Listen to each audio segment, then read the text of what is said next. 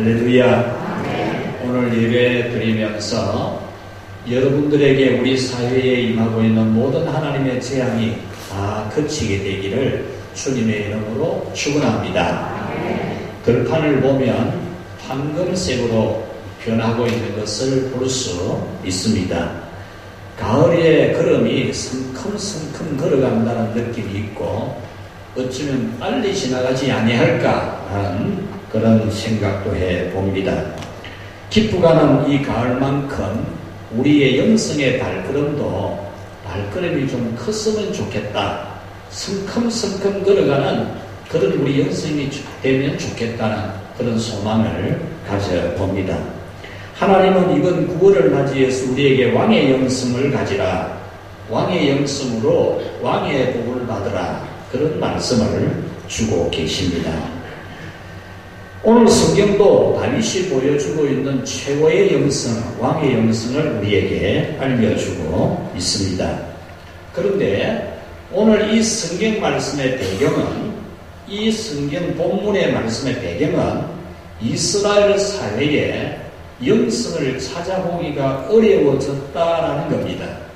오늘 이 본문에 나오는 최고의 영성, 왕의 영성이 나오게 된 배경, 그 배경은 이스라엘 사회 사람들에 의해서 영성 찾아보기가 어려웠다라는 겁니다. 뿐만 아니라 왕의 영성을 줄곧 보여주고 있었던 다윗조차도 영성이 흔들리기 시작했다는 겁니다.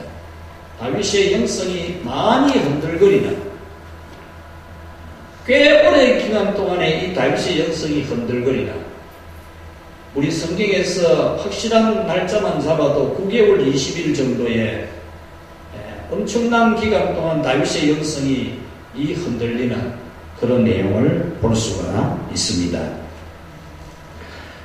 최고의 영성, 왕의 영성을 보였던 다윗마저도 이렇게 되니까 이 이스라엘 사회에 대해서 하나님께서 다시 재앙을 내리시게 되었다라고 하는 말씀입니다.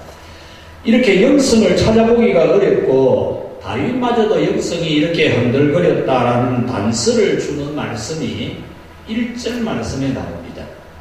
1절에 보면은 여호와께서 다시 이스라엘을 향하여 진노하사 그들을 치시려고 다윗을 격동시키사 이스라엘과 유다에 인구조사를 하게 하셨다, 이렇게 기록이 되어져 있습니다. 이 성경을 그대로 읽으면은 하나님이 이스라엘 나라에 다시 재앙을 내리려고 다윗의 마음에 충동질을 하셨는데, 다윗이 인구조사를 하고 싶도록, 인구조사가 하고 싶은 그런 마음이 충동질이 되게 하나님이 하셨다, 이렇게 읽혀질 수 있습니다. 이 말씀에는 두 가지 의문을 가질 수 있습니다. 하나는 왜 이스라엘에 하나님이 다시 재앙을 내리려고 하실까라는 겁니다. 이 말씀 이전에 어떤 재앙이 있었느냐 하면 3년간의 기근이 있었습니다. 3년의 기근. 사람의 고통 중에 가장 슬프고 힘든 고통이 기근입니다. 기근. 먹을 것이 없는, 그것도 3년 동안 먹을 것을 구하기가 어려웠다는 것은 이스라엘 사회가 하나님으로부터 받은 심판이 매우 컸다는 겁니다. 그런데 하나님이 다시 한 번 더 심판을 하려고 한다는 겁니다. 왜 그러실까? 왜? 그 이유가 뭘까라는 거죠. 또 하나는 오늘 이 성경대로 읽으면 하나님이 다윗의 마음에 충동질을 시켰다는 겁니다. 다윗이 인구조사를 하고 싶은 마음에 그 마음을 걷잡을 수 없도록 하나님이 충동질을 했다, 이렇게 읽혀집니다. 그런데 하나님은 죄를 짓도록 충동질을 하시는 분은 절대 아니거든요. 그러면 이 성경을 어떻게 봐야 되느냐라는 점입니다. 이 성경의 의문을 풀 수 있는 것이 하나 있습니다. 바로 역대상 21장의 말씀입니다. 역대상 21장 1절에 보면은 이 본문과 똑같은 내용을 기록하면서 여호와께서 다윗의 마음을 충동질한 것으로 기록하지 않고 사탄이 다윗의 마음에 충동질을 했다. 이렇게 기록을 하고 있습니다. 자, 그러면 역대기를 기록한 사람과 이 사무엘하를 기록한 사람이 어떻게 다르게 기록할 수 있나? 똑같은 성령님의 영감으로 기록했는데 어떻게 다르냐? 성경이 이거 틀린 것도 있네? 이렇게 우리는 생각하기가 쉽지만 그런 게 아니고, 이 사탄이 다윗의 마음에 충동질을 해서 다윗이 인구 조사를 하고 싶어서 못 견디는 겁니다. 하나님이 싫어하는 것을 알면서도 인구 조사를 하고 싶어서 막 미치는 겁니다. 그래서 하나님이 그래 하도록 놔두셨다는 겁니다. 다윗이 그렇게 죄를 짓고 싶은 대로 놔두셨다는 거죠. 그렇다면 왜 사탄이 이스라엘 백성들을 넘어뜨리려고, 다윗을 넘어뜨리려고 하는 것을 하나님은 그냥 두셨을까라는 점인데요. 왜 그냥 두셨을까? 그토록 사랑하는 다윗인데, 그 이유는 이스라엘 사회에는 같이 합시다. 영성이라고는 찾아보기가 어려웠다. 이스라엘 사회의 영성이라고는 찾아보기가 어려운 거예요. 눈 씻고 봐도 안 보이는 거예요. 제가 눈 씻고 보듯이 다시 이 사무엘하 이 부분을, 이 끝장 부분, 전체 부분을 계속 읽어보았습니다. 읽어보았을 때에 영성이라고는 찾아보기가 어려운데 딱 한 사람이 보였어요. 바로 요압이라는 장군입니다. 군사령관.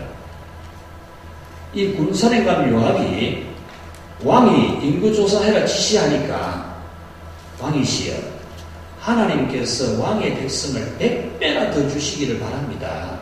그런데 이 인구조사는 하나님이 싫어하는 것이지 않습니까? 이렇게 충고를 드려요. 그런데 이 다윗이 그 충고의 말을 듣고도 닥달을 하는 겁니다. 닥달. 못 견디게 하는 겁니다. 빨리 해라, 빨리. 꼭 해라! 이렇게 지시를 하는 겁니다.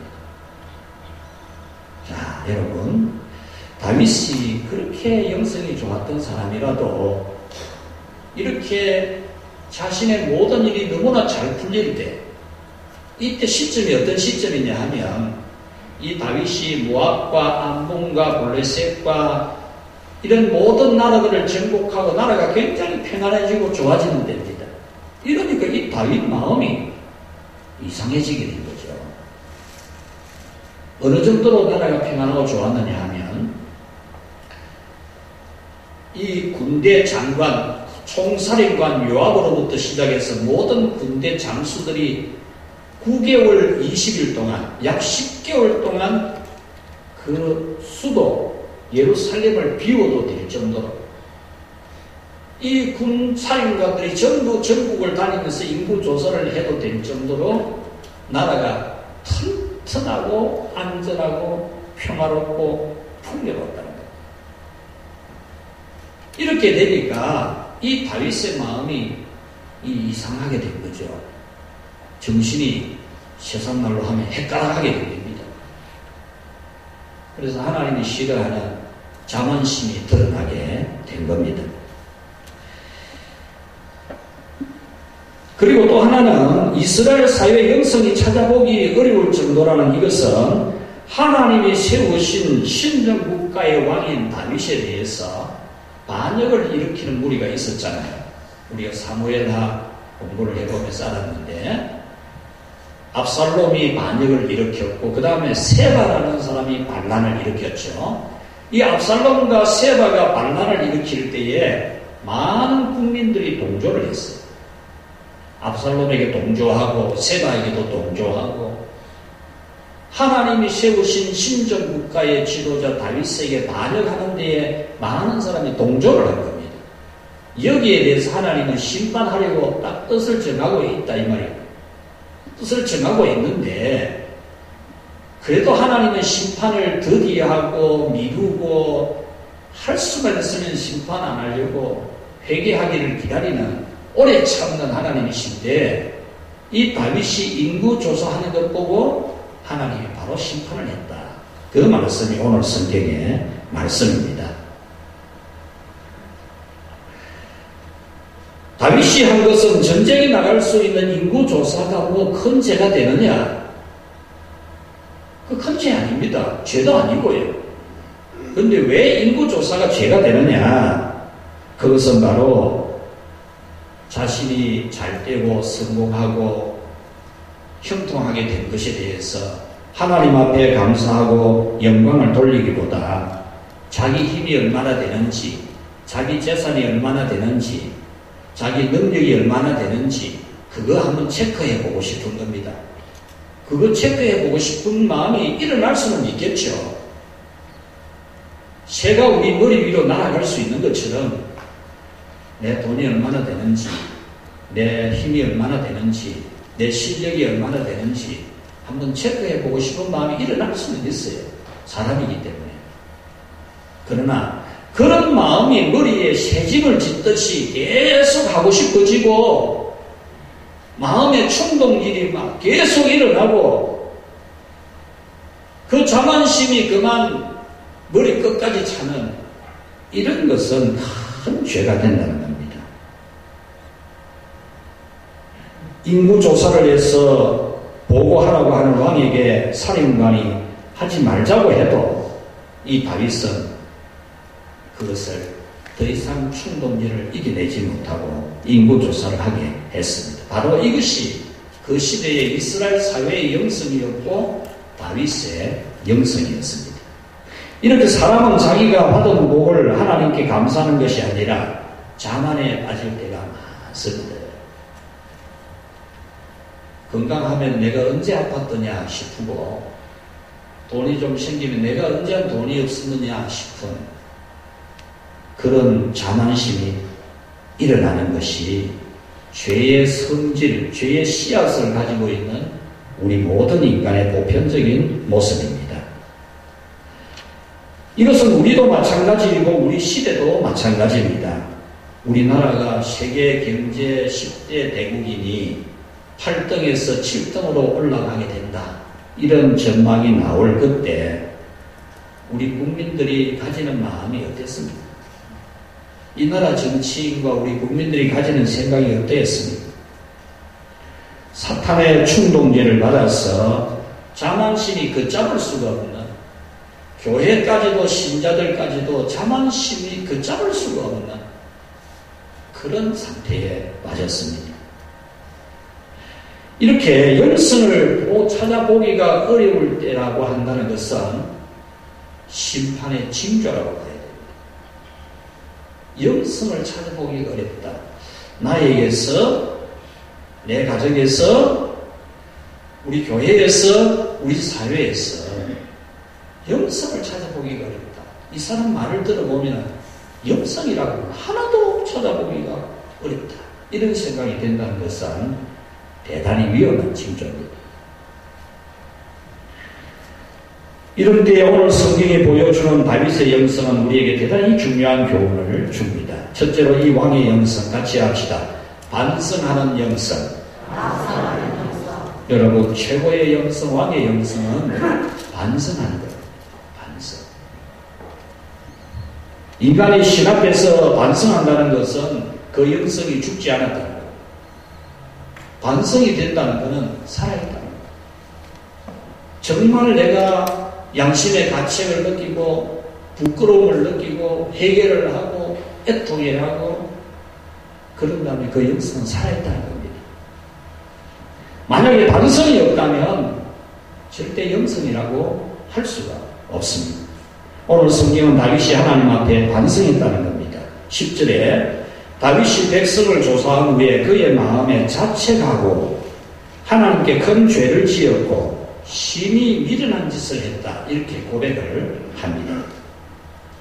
여기서 마음에 자책을 했다라고 하는 이 원문의 뜻은 때리다, 시다, 마음이, 양심이 쿵쿵거리도록 때렸다. 그런 뜻입니다. 다윗 자기의 마음이 쿵쿵거릴 정도로 자기 자신을 자책하고 때렸다. 그 말입니다. 그 자신이 얼마나 자만했던 것을 하나님 앞에 큰 죄인 줄 알고 심히 미련한 짓이라고 생각하고 뉘우치고 반성했다라는 겁니다. 11절에 보면은 다윗이 아침에 일찍이 일어나 아침에 일어날 때에 그렇게 말하고 있는데, 여기서 이 말씀은 그냥 아침이니까 잠을 깨서 일어났다 그런 기록이 아닙니다. 이 말씀의 뜻은 밤새도록 잠 못 잤다 그 말이에요. 다윗이 양심의 가책이 되어서 잠을 못 이루었다. 밤새도록 자기 양심에 채찍질을 가하면서 뉘우치고 회개하고 반성을 했다는 겁니다. 14절에 보면은 내가 고통 중에 있도다 라고 했는데, 여기서 고통이라는 뜻도 사방에서 짓누르는 압박감을 말합니다. 압박감. 그러니까 이 다윗은 마음의 압박감을 엄청 받는 겁니다. 자기가 자만심에 빠진 이 죄에 대해서 밤새도록 압박감을 느끼면서 뉘우치고 반성하고 회개를 했다는 겁니다. 여러분, 다윗은 왕입니다. 왕이 뭐 아쉬울 게 있습니까? 한번 뭐 자만심 부렸다 해서 큰 죄책감 가질 필요 있겠습니까? 누가 뭐라 하겠습니까? 왕이 하고 싶어 했는데. 그런데 이 다윗은 하나님 앞에서는 자기가 왕이 아닙니다. 하나님이 왕이고 자기는 단지 하나님이 세워놓은 종일 뿐이라는 겁니다. 그래서 그는 하나님 앞에 정말 그 한 가지 죄, 자만심의 죄를 그렇게 반성하고 뉘우치고 회개를 한 겁니다. 여러분, 이렇게 반성하는 영성은 하나님의 용서를 받고 하나님의 은혜를 입게 됩니다. 여러분, 우리도 이렇게 반성할 것이 많지 않겠습니까? 이 자리에도 우리 모두가 다 어느 누구 한 사람 예외할 것 없이 하나님 앞에 반성할 것이 있지 않겠습니까? 이 반성할 것 부정하려고 자꾸 말을 궤변 늘어놓지 말고 합리화시키지 말고 정말 우리 반성하는 그런 가을이 된다면 우리 영성의 회복이 있을 줄로 믿습니다. 두 번째로 이 왕의 영성은 같이 합시다. 온전한 예배. 예배를 온전하게 드리는 것이 영성이다. 하나님 앞에 드리는 예배를 온전하게 드리는 것이 왕의 영성이다. 우리는 주일마다 예배 시간마다 모여서 하나님께 예배합니다. 하는데 우리의 예배가 온전한 예배가 되게 해야 합니다. 온전한 예배. 예배를 하는 우리의 영성이 최고의 영성이 되기 위해서 예배를 온전하게 드려야 돼요. 요한복음 4장 24절에 하나님은 영이시니 예배하는 자가 영과 진리로 예배할지니라. 하나님과 우리 사이는 차원이 다릅니다. 영이신 하나님 앞에 예배하는 우리인데 육으로 예배하려고 하면 안 됩니다. 영이신 하나님 앞에 우리는 영과 진리로 예배해야 됩니다. 로마서 12장 1절에 너희 몸을 하나님이 기뻐하시는 거룩한 산제사로 드리라. 이는 너희가 드릴 영적 예배니라. 너희 몸을 하나님께 산제사로 드리라. 이것이 영적 예배다 그랬습니다. 여러분, 오늘 우리는 이 다윗이 드리는 이 예배를 배워야 됩니다. 이 사회, 우리나라 한국교회가 머지않아서 자신은 여행 가고 자기의 아바타를 교회에 보내어서 기도하게 하고 찬송 부르게 하고 안내하게 하고 식당에서 봉사하게 하고 그런 시대입니다. 상상 같은 이야기입니까? 이미 이 사회는 그렇게 진입을 하고 있습니다. 아바타, 가상의 인물을 최고의 호감이 가는 인물로 만들어서 광고 모델로 데뷔시켰잖아요. 가수로 데뷔시키고 돈 벌이고 있잖아요. 가상인간이 지금 현실화되었거든요. 앞으로 우리 교회 안에 아바타 소나타를 보내어서 예배케 하고 자기는 여행 다니는 시대가 온다는 거예요. 우리는 우리의 예배가 변질되지 않도록, 우리의 예배가 흠이 생기지 않도록 우리 예배를 정말 잘 관리해야 합니다. 하나님은 반성하고 뉘우치고 참여하는 다윗의 회개를 받아주시면서 아라우나의 타작마당에서 번제를 드릴 것을 말씀합니다. 이 말씀을 전달받은 이 다윗은 너무나 기뻐하면서 아라우나의 타작마당으로 올라갑니다. 이 아라우나의 타작마당이라고 하는 것은 다윗성, 다윗의 왕국 예루살렘성 북쪽에서 약간 동쪽에 있는 산 꼭대기를 말합니다. 이 산의 이름은 모리아산입니다. 모리아산. 모리아산 꼭대기에서 이 아라우나가 타작을 하고 있는 겁니다. 밀타작. 밀을 수확해서 타작하고 있는 겁니다. 산 꼭대기에서 어떻게 타작을 합니까? 이렇게 여러분들이 생각할 수 있는데, 고대 사회에는 탈곡을 해서 이것을 찌꺼기와 알곡을 구분하는 도구가 없습니다. 그래서 산 꼭대기에서 바람을 이용해서 알곡과 죽정이를 구분하는 거죠. 그래서 이 산 꼭대기에 아라우나의 타작마당이 있는 겁니다. 아라우나는 어떤 사람인가? 이 아라우나는 본래 그 예루살렘 성, 그 성을 지배하고 살았던 여부스 부족, 여부스 족속의 부족자라고 봅니다. 그래서 다윗이 이 예루살렘 성을 정복할 때에 이 아라우나가 결국에 성을 못 지키고 쫓겨나게 되는 거죠. 그래서 모리아산에 가서 농사 짓고 그곳에서 지금 밀타작에서 지금 바람을 이용해서 알곡을 구분하고 있는 그런 중에 있었습니다. 이런 아라우나에게 다윗이 왕이 밑에 부하들을 데리고 나타나니까 이 아라우나가 그걸 묻죠.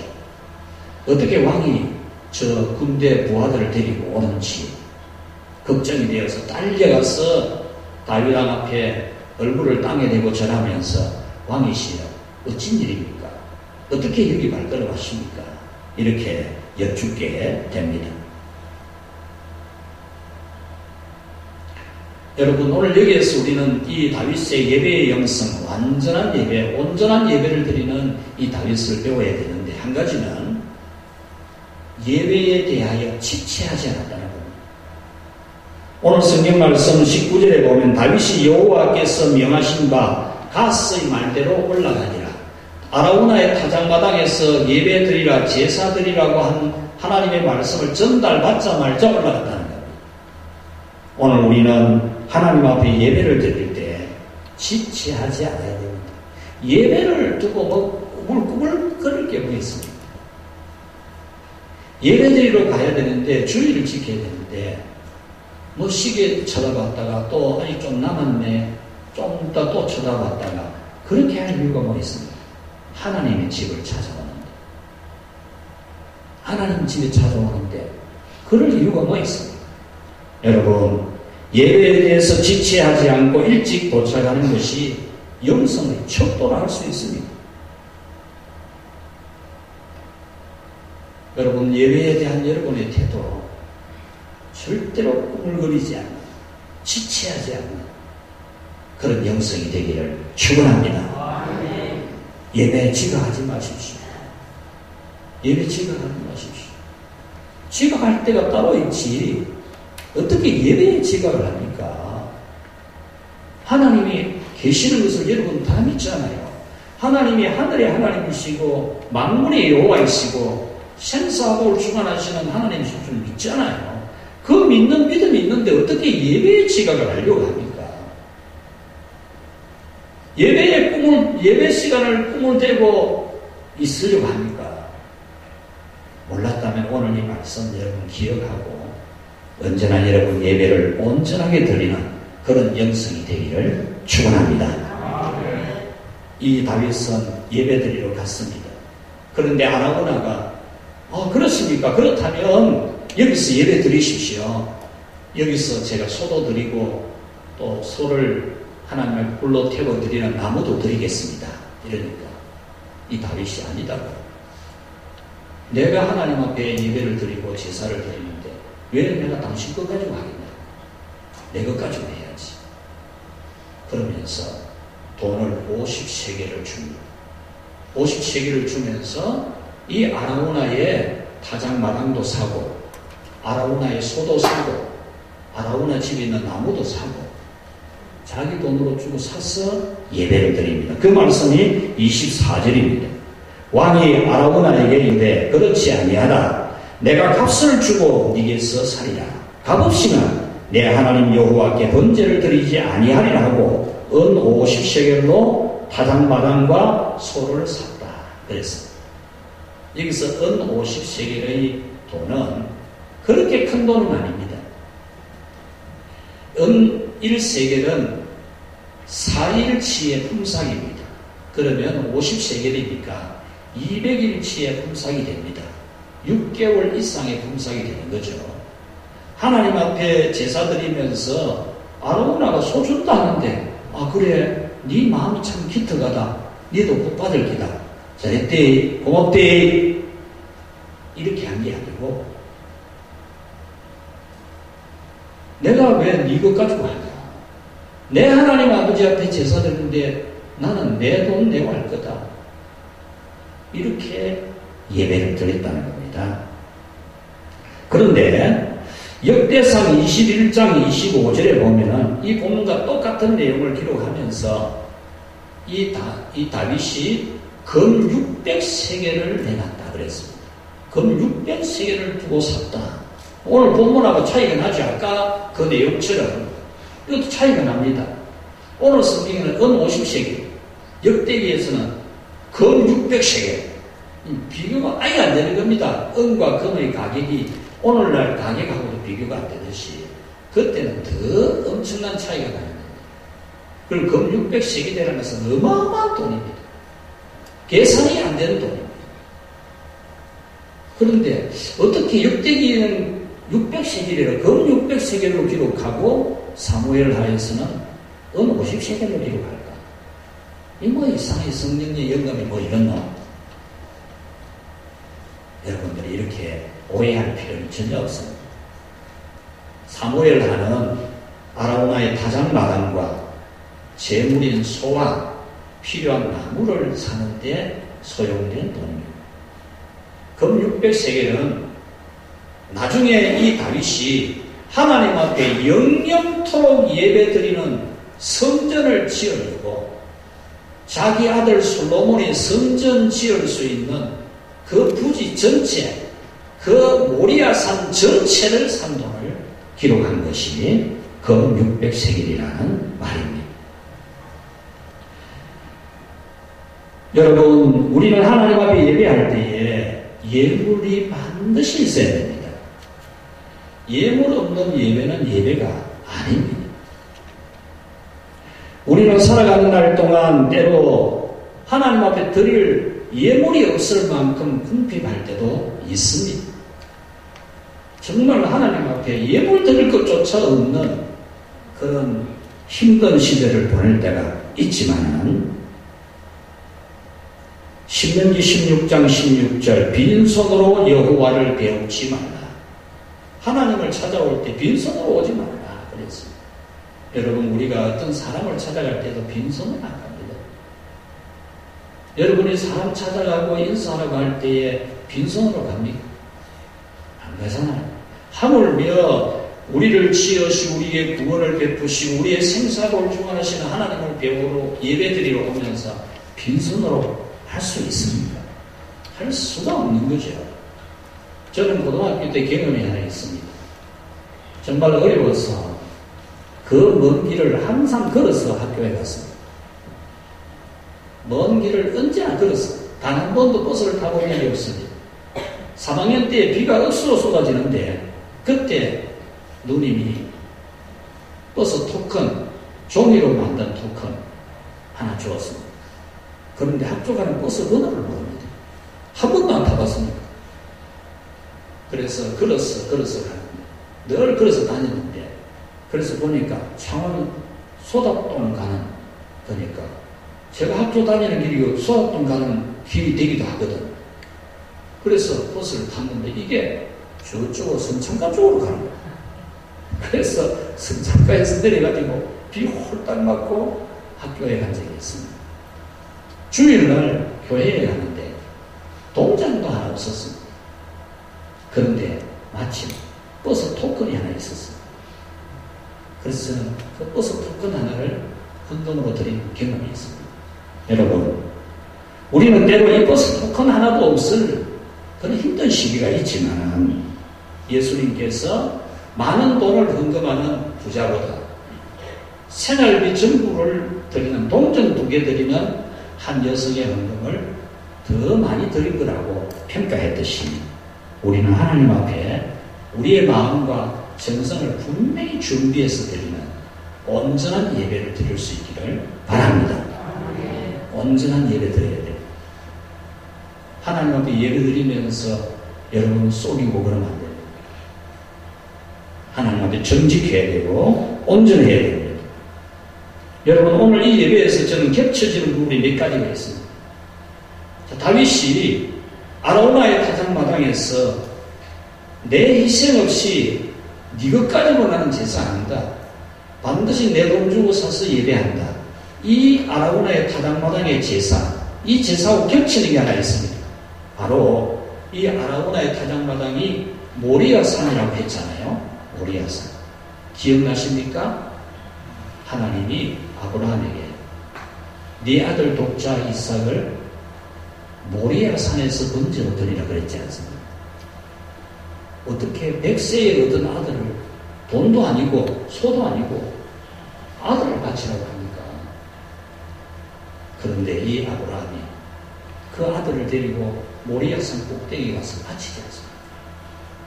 물론 바치려고 할 때 하나님이 즉시 그치게 만드셨지만 아브라함이 자기 아들을 제물로 드리는 이것하고 다윗이 아라우나의 소 가지고 제사 드리는 게 아니고 자기 소 가지고 제사 드리는 거 이런 겹쳐지지 않습니까? 또 한 가지, 하나님이 우리를 구원하기 위해서 자기 아들 예수님을 희생하는 이 모리아산이 바로 성전의 장소가 되고 예수님이 십자가를 지고 올라가는 산입니다. 예수님이 자기의 몸을 십자가에 겹치게 했거든요. 십자가에. 죽게 되는 십자가에 자기 몸을 맡기는 겁니다. 예수님은 자기의 몸을 십자가에 죽게 하는 제사로 이 산에서 제물이 되신 겁니다. 우리는 여기에서 다윗의 제사, 아브라함의 제사, 예수님의 십자가 제사가 겹쳐지는 걸 보면서 오늘 우리의 예배가, 내가 오늘 주일에 교회 와서 예배드리는 이 예배 드릴 때 내 예배하고 예수님의 십자가가 겹쳐지는 것 같아. 내 예배가 아브라함이 아들을 제물로 드리는 것과 겹쳐지는 게 느껴지는, 내가 드리는 이 예배가 다윗이 아라우나의 타작마당에서 제사 드린 것과 겹쳐지는 그런 우리 예배가 될 수 있기를 축원합니다. 그것이 온전한 예배입니다.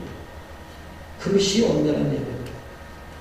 만왕의 왕이시요 만복의 근원이신 하나님 앞에 예배하면서 우리는 그냥 형식으로 교회 와서 예배 시간 참석하고 가는 게 아니라 예수님이 자기 몸을 바치고 아브라함이 자기 아들을 바치고 다윗이 자기 돈으로 주고 사서 제사를 드린 것처럼 진정 내 마음과 내 몸을 다하여 내 물질을 다하여 하나님께 예배해야 돼. 아까 말씀드린 것처럼 앞으로 가상인간 자신의 아바타를 교회에 보내어서 식당 봉사하게 하고 청소하게 하고 안내하게 하고 기도 순서 맡게 하고 하는 시대가 오고 있는데 오늘 이 자리에 있는 여러분들 이렇게 엄청나게 변질되어갈 이 예배를 여러분들이 바라보면서 여러분들의 예배를 온전하게 지켜가기를 주의 이름으로 축원합니다. 그리한다면 하나님은 여러분에게 큰 은혜를 주실 겁니다. 말씀을 맺겠습니다. 다윗의 이 예배는 그 땅에 임했던 심판, 다윗이 자만심에 빠져서 인구조사한 것 때문에 하나님이 심판하시면서 세 가지를 제안했습니다. 세 가지를 제안했을 때 이 다윗이 나는 전쟁이나 기근이나 이런 것을 통해서 이 사회가 힘들어지고 어려워지는 것보다 하나님으로부터 직접 심판받는 걸 받고 싶다. 내가 하나님의 손에 심판받는다면 하나님이 심판하시다가도 긍휼히 여기시고 심판을 중단시켜 줄 거니까 나는 하나님께 직접 심판받겠다 해서 온역의 병, 전염병 3일 동안의 전염병을 선택합니다. 그런데 그 전염병이 얼마나 무서웠던지 하루 만에 7만 명이 죽습니다. 하루 만에 7만 명. 오늘 현대 우리 의료, 한국 사회 의료가 얼마나 발달되겠습니까? 이런 가운데서 지금 전염병 근 3년 동안 지금 어제 보니까 한 4만 몇천 명 사망자가 나왔던데 이렇게 해도 그래 났는데 그 당시 그런 시절에 의료 체계가 전혀 없는 시대에 하루에 7만 명이 죽었어요. 7만 명. 그런데 이 아라우나의 타작마당에서 하나님 앞에 예배를 드리면서 그 재앙이 거쳤다는 거예요.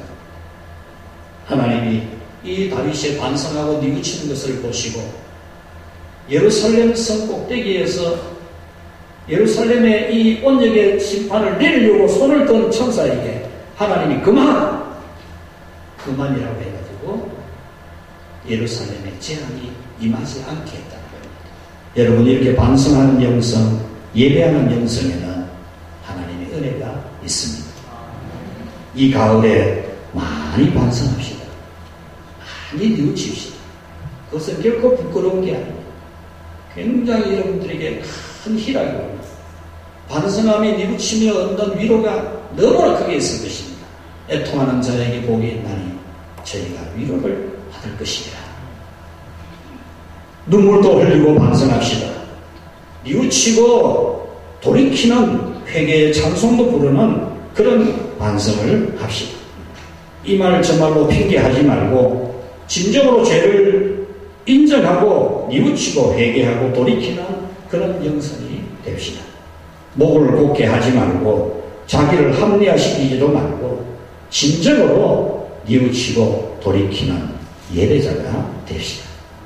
더 이상은 내가 수렁에 빠져 있을 수 없어. 내가 더 이상 내가 잘 놀았지, 많이 놀았지, 이제는 그러면 안 되지. 내가 더 이상 수렁에 빠져 있지 않을 거야. 그런 마음으로 여러분이 반성하는 뉘우치는 이 가을이 된다면 우리에게 큰 축복의 가을이 될 줄로 믿습니다. 이번 가을 신앙 축제의 주제는 갈릴리 축제 40일 예정입니다. 갈릴리에서 벌어지고 있는 놀라운 축제가 진정 오늘 이 시대 우리에게 꼭 필요한 축제라는 영감을 얻었습니다. 십자가를 지는 예수님을 보고 예수님을 부인했던 베드로, 부활할 것은 꿈에도 생각 안 하고 도망치기에 바빴고 숨기에 바빴던 그들, 예수님이 부활했다는 소식을 알고 부활을 직접 목격하고도 부끄러워서 회복이 안 되고 있던 그 제자들에게 새로운 회복을 시켜준 축제, 놀라운 기적의 축제, 그 갈릴리 바다에서 어마어마한 기적이 일어난 축제, 이것이 꼭 오늘 우리 교회에 우리 모두에게 필요하다는 영감으로 갈릴리 축제 40일 여정이라는 주제를 정했습니다. 거기에 예수님의 바다에 그물을 던지라, 예수님이 배 오른편에 그물을 던지라 그랬습니다. 예수님이 던지라고 하면 배 오른편이라고 고기가 있고 왼편이라고 고기가 없겠습니까? 밤새도록 왜 고기 못 잡았습니까? 오른쪽에는 안 던졌기 때문에 못 잡은 겁니까? 그렇지 않습니다. 여러분, 예수님이 준비한 바다에 여러분의 그물을 던지는 가을이 되시기를 바랍니다. 그래서 여러분들이 이 가을에 진정 기적을 행하시는 예수님의 은혜를 믿고 기쁨으로 즐거움으로 여러분 자손들대로 복을 받고 이 땅에 임하는 재앙이 끝이 나고 여러분들에게 임하는 그 심판이 사라지는 큰 축복의 가을이 되기를 예수님의 이름으로 축원합니다. 우리 말씀 생각하면서 우리 합심해서 기도하겠습니다. 하나님 아버지 감사합니다. 감사합니다. 감사합니다. 웬 사랑입니까? 웬 은혜입니까? 참으로 하나님의 심판받기에 족한 자만심이 있는 저희들입니다. 그러나 주께서 우리 마음에 감동하시기를 반성하고 뉘우치고 회개하는 마음도 주시고 온전한 예배를 드리는 믿음도 주시니 감사합니다. 하나님이여 진실로 이 가을을 반성할 수 있게 해 주시옵소서. 뉘우칠 수 있게 해 주시옵소서. 주여 양심이 쿵쿵 그릴 정도로 자책할 수 있는 그런 영성을 허락해 주시옵소서. 그래야 주께서 우리를 다시 회복시키시고 놀라운 기적을 행하시는 이 가을을 맞이할 수 있도록 우리 하나님 축복하여 주옵소서. 우리 온 성도들 이 가을에 진정 반성하는 영성 가지고 예배하는 예배하되 온전한 예배를 드리는 영성을 가지게 하여 주셔서 저들이 여호와의 복을 받고 모든 문제가 해결되는 기적도 체험하게 하여 주시옵소서. 예수님의 이름으로 기도하옵나이다.